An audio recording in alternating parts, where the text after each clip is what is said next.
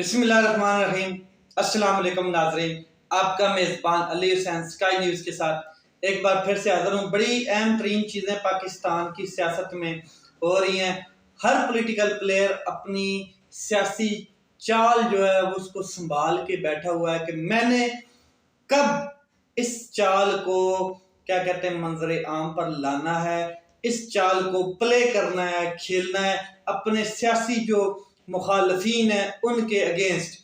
तो जो बदलती हुई सूरत हाल है दिन ब दिन, जो सियासी एक क्या कह रहे हैं धुंध सी छाई हुई है और पाकिस्तान की इंस्टेबिलिटी जो है पॉलिटिकल इंस्टेबिलिटी वो अभी तक ख़त्म नहीं हो रही है। उसका जो पाकिस्तान की मैशत के ऊपर असर पड़ रहा है वो आपके सामने दिन ब दिन मार्केट में नज़र आ रहा है।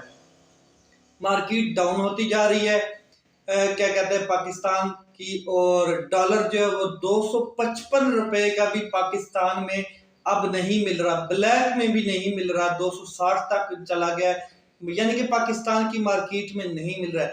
महंगाई इतनी अरूज पर पहुंच गई है कि मैं आपको बताऊं कि जो आटा है वो इस टाइम पाकिस्तान में कम से कम 5700 रुपए का तोड़ा मिल रहा है। 5700 का क्या कहते हैं 40 किलो का तोड़ा, 5700 का आटे का तोड़ा, यानी कि आटा इतना महंगा हो गया है। और बाकी चीजों की तो इंतहा हुई है ना, इसमें कोई शक नहीं है। पीछे रह गया था गरीब आवाम के लिए क्या कहते हैं जो रिलीफ होता था, एक लंडा बाजार होता है, लंडे में लोग जाके सर्दियों में चीजें लेते थे, गर्मियों में भी लेते हैं लंडे से जाके। तो उसके ऊपर भी गवर्नमेंट ने टैक्स बढ़ा दिया है, यानी कि पर केजी के हिसाब से टैक्स उसके ऊपर भी बढ़ा दिया है। पहले 81 रुपए 88 रुपए देने पड़ते थे, अब उनको 200 से अबव उनको देने पड़ने हैं उस लंडे में भी। यानी कि अब लंडा देखने के एक मतलब के क्या कहते हैं इंसान अपनी तमाम क्या कहते हैं वो अखलाकियात कह लें या इज्जत को साइड पे रख के लंडे में जाके गरीब शख्स जाके कोई चीज वहां से परचेज करता है कि मैं दुनिया के सामने भी ना हूं और लंडे के में से चीज लूं और क्या कहते हैं अपना गुजर बसर कर लूं। उसके ऊपर भी मैं आपको बता रहा हूं कि गवर्नमेंट ऑफ पाकिस्तान इंपोर्टेड हुकूमत ने टैक्स बढ़ा दिया है। दूसरा, पाकिस्तान के जो सी पोर्ट्स हैं, कासम सी पोर्ट है, उसके ऊपर बेहिसाब कंटेनर्स क्या कहते हैं रुके पड़े हैं। जो माल आता है इंपोर्ट होता है वो रुका पड़ा है और एलसीज खुल नहीं रही है, डॉलर नहीं है पाकिस्तान में, ज़र मुबादला बिल्कुल डाउन हो चुका है। और एलसीज खुलेंगी तो वो करोड़ों अरबों खरबों रुपए का सामान है वो क्या कहते हैं वहां पर गल रहा है, सड़ रहा है। और उसके बाद जो महंगाई आनी है वो अलग।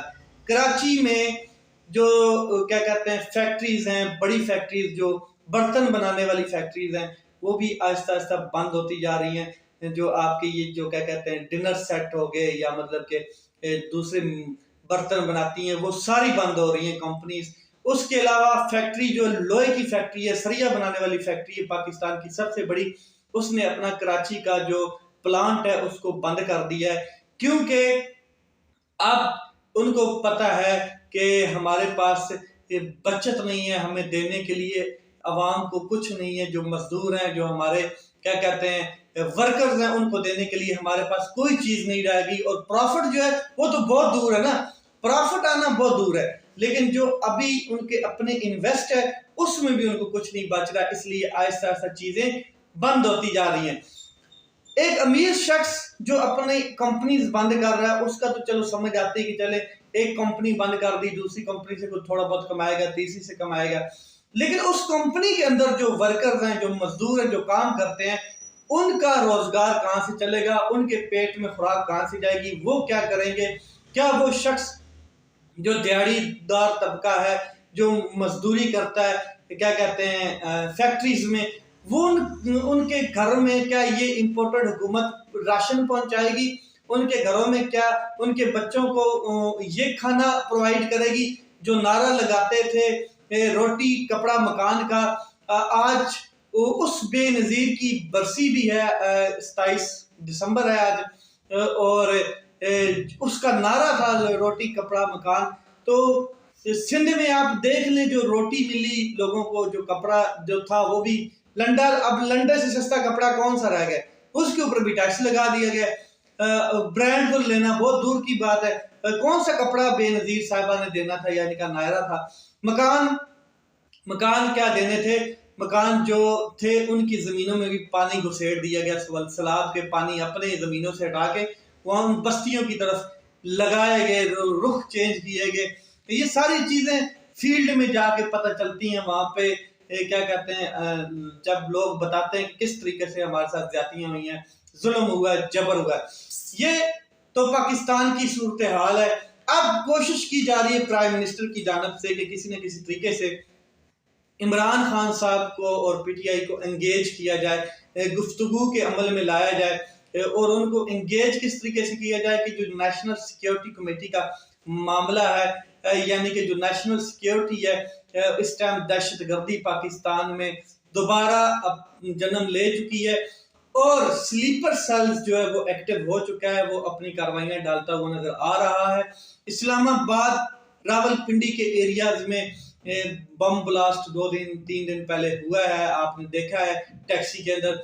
इसके अलावा यानी कि कैपिटल तक पहुंच चुकी है स्लीपर सेल्स की टीम्स, जो दहशतगर्द हैं वो एक्टिव इस कदर हो चुके हैं। बन्नू की सूरत हाल, फिर पाकिस्तान के सरहदी सूरत हाल, जहाँ पर क्या कहते हैं, अफगानिस्तान की जानब से फायरिंग और दहशतगर्द जो फायरिंग कर रहे हैं उनकी।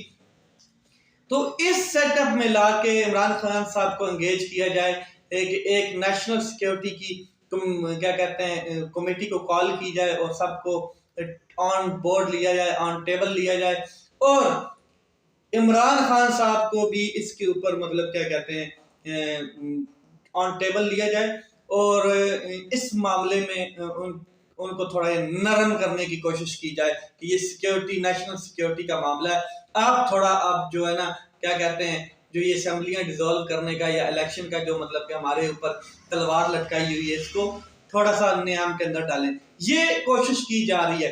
तो शाह महमूद कुरैशी साहब ने इसके ऊपर एक बात की है कि अभी तक तो बाज़ाब्ता या कोई इन्विटेशन हमें नहीं आया है कि पीटीआई ज्वाइन करेगी नेशनल सिक्योरिटी कमेटी को, या मतलब के प्राइम मिनिस्टर की जानब से कोई इस तरह का कोई हमें बाज़ाब्ता इन्विटेशन नहीं आया। अगर आएगा भी तो उसको जो क़यादत है उसके सामने रखा जाएगा पीटीआई की, और वो जो डिसीजन लेगी उसके मुताबिक आगे चला जाएगा।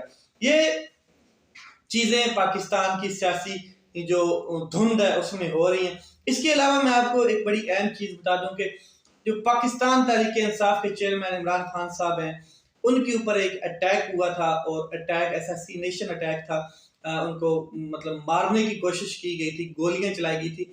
तो जो मुल्ज़िम था नवीद, उसका पॉलीग्राफी जो होता है टेस्ट, वो क्या कहते हैं पॉलीग्राफिक टेस्ट करवाया गया है। उसके ऊपर क्या कहते हैं उमर सरफराज चीमा साहब ने बड़ी क्या कहते हैं एक प्रेस कॉन्फ्रेंस भी की थी।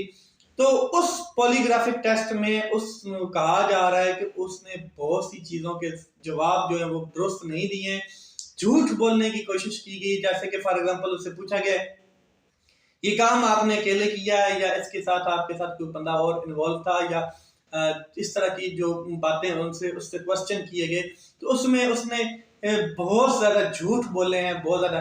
तो ये क्या कहते हैं, ये कहना कि जितने भी मतलब के फॉरेंसिक के नए तमाम टेस्ट हैं और मतलब के जो नई आलात हैं, नई मशीनरीज हैं, वो तमाम की तमाम बुरुए काल लाते हुए क्या कहते हैं मुल्ज़म नवीज से सच पूछने की कोशिश की जा रही है, क्योंकि पाकिस्तानी कौम जानना चाहती है, आप जानना चाहते हैं, मैं जानना चाहता हूं, तमाम लोग जानना चाहते हैं कि इमरान खान साहब की असैसिनेशन अटेम्प्ट में कौन लोग इन्वॉल्व थे। क्योंकि एक तस्नीम हैदर शाह का बयान भी लंदन से आया था, वो भी आपको याद होगा कि उसने कहा था कि मुझे कहा गया नवाज शरीफ साहब की जानब से उनके बेटे के ऑफिस में बैठ के, जिसमें नासिर भट्ट साहब मौजूद थे, उन्होंने मेरा इस तरह का इंट्रोडक्शन करवाया और फिर कहा गया कि आप हमें शूटर्स दें, वजीराबाद में हम आपको प्लेटफॉर्म देंगे, जगह हम प्रोवाइड करेंगे, आप हमें शूटर्स दें ताकि इमरान खान साहब को अपने रास्ते से हटाया जाए।